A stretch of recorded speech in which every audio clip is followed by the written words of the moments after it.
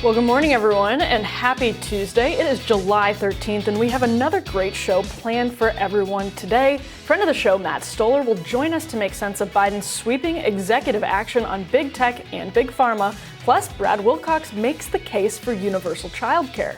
But first, we wanted to start with a story that caught national attention. A majority of Democratic lawmakers in the Texas House came to Washington, D.C. yesterday afternoon in efforts to deny Republicans the quorum needed to pass new voting restrictions. At least 51 of the 67 Democratic representatives traveled to the Capitol without plans to return. The bill at the center of it all would ban drive-through voting, enhance access for partisan poll watchers, and more. So joining us now to expand on the situation is Texas State Representative James Talarico. Welcome, James. Thanks so much for being here. Thanks for having me. Now, can you sort of walk us through the logic behind this private jet charter flights out of Texas into Washington, D.C.? What is the ultimate goal here? You know, I wouldn't have left the greatest state in the union to come to Washington, D.C. if I didn't absolutely have to. And I feel, along with the rest of my colleagues, that our very democracy is at stake. And the sacred voting rights that so many brave Americans have fought and died for are at stake. And this voter suppression bill that is being jammed through the Texas legislature will become state law unless our Congress decides to take immediate action to restore voting rights for millions of Texans and millions of Americans across the country and to protect our democracy for future generations. And that's what we're here demanding our Congress do. And so correct me if I'm wrong, there are two things going on here, both of them long shots, but neither one of them impossible.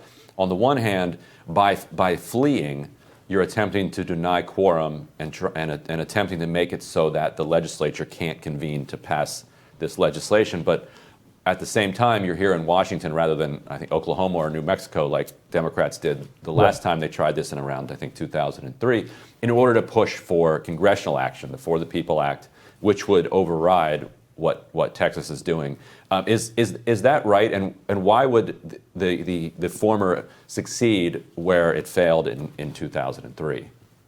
Yeah, I want to be very clear. We are living on borrowed time in Texas. We have 30 days in this special session. We as Texas Democrats are prepared to stay outside of Texas until August 7th to kill the bill this special session. But Governor Abbott, because of his commitment to Donald Trump and his big lie, will continue to call us back for special session after special session until this bill is passed. So we are living on borrowed time. We are simply giving Congress more time to take action to prevent bills like this from becoming law in Texas and in states across the country.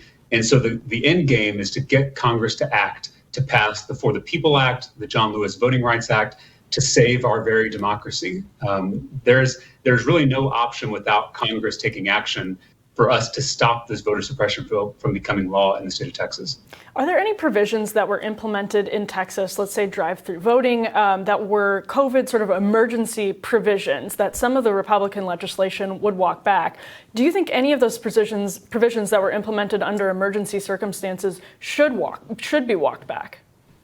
No, and I think you can tell from how this bill has unfolded that the goal is to discriminate against certain populations in the state of Texas, in particular African-American and Latino voters. So, for instance, when we broke quorum the first time, the bill outlawed the Souls to the Polls program, which is where historically Black congregants at Black churches moved together after Sunday services to vote as a group, as a community.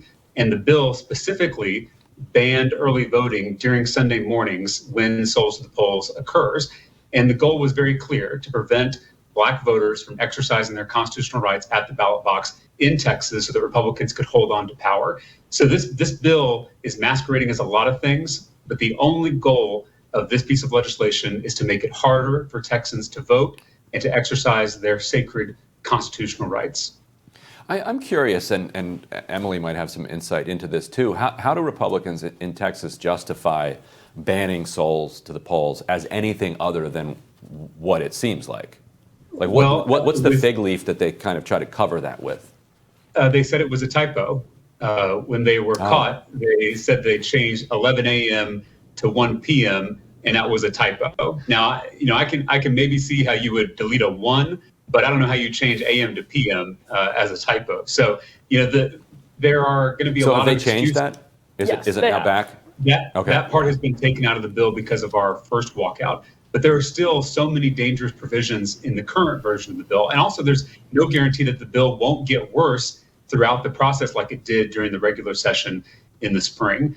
All of this, as we all know, is just designed to appease Donald Trump and to appease Trump's big lie that the last election was stolen. That's the only reason we're doing this. The Republican-appointed Secretary of State here in Texas said our elections were secure, smooth, and safe.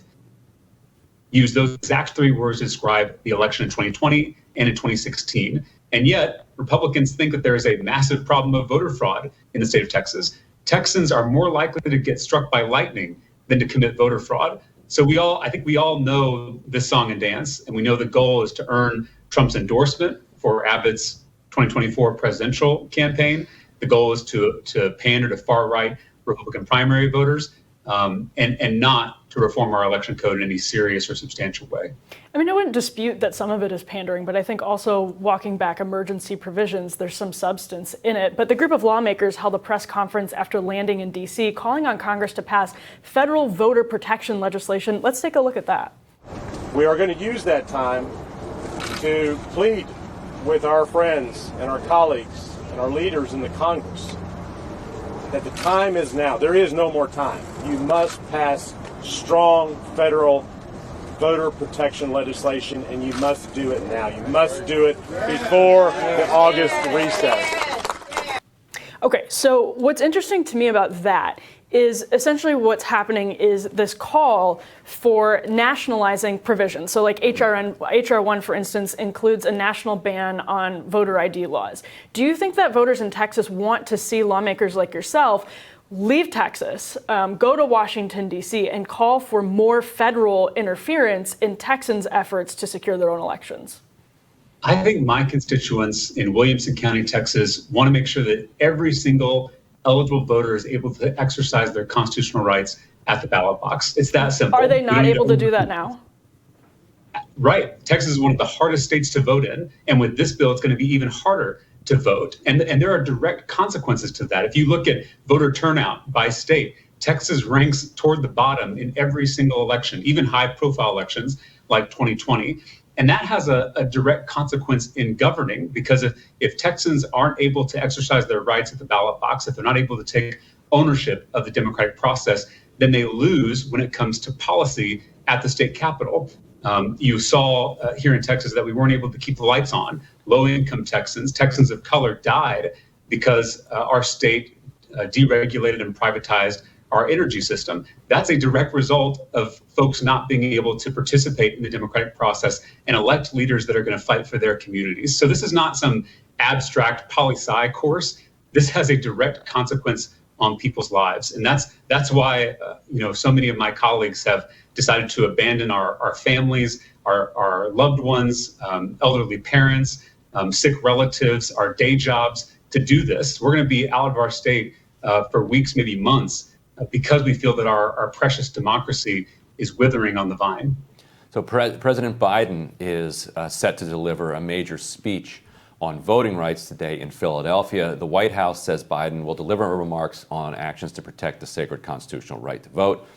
Here's what White House Press Secretary Jen Psaki said in previewing the speech yesterday. He'll lay out the moral case for why denying the right to vote is a form of suppression and a form of silencing, and how he will redouble his commitment to using every tool at his disposal to continue to fight to protect the fundamental right of Americans to vote against the onslaught of voter suppression laws based on a dangerous and discredited conspiracy theory that culminated in an assault on our Capitol. He'll call out the greatest irony of the big lie is that no election in our history has met such a high standard, with over 80 judges, including those appointed by his predecessor, throwing out all challenges. He'll also decry efforts to strip the right to vote as authoritarian and anti-American, and stand up against the notion that politicians should be allowed to choose their voters or to subvert our system by replacing independent election authorities with partisan ones. And he will highlight the work of the administration against this, the necessity of passing the For the People Act and the John Lewis Voting Rights Advancement Act,